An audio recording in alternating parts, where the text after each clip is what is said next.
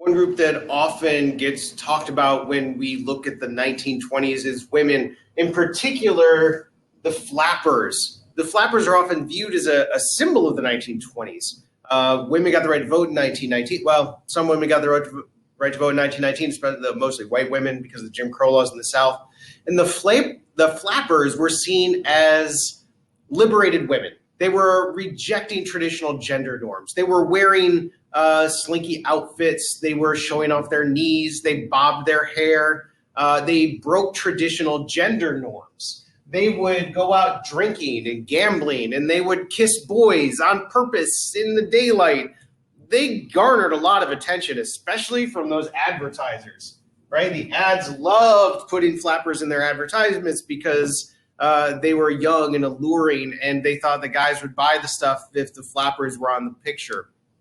Most women though, were still stuck in what we'd call today the cult of domesticity. That's a term historians use for this time period where there was a belief that women could only be happy if they were full-time wives and mothers.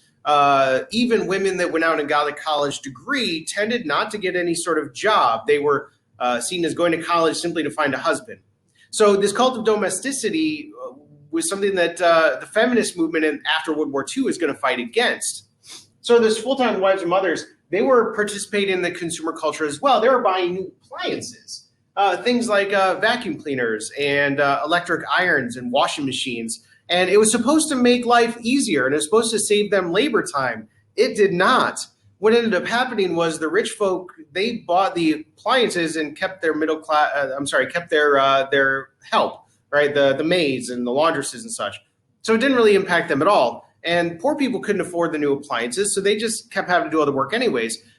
Those middle class, mostly white women, were buying the new appliances, and then whereas they had previously hired help to come in and help them with their chores, now they were expected to do it all on their own, so the help got fired, which makes it harder for those poor minority women to get through their days.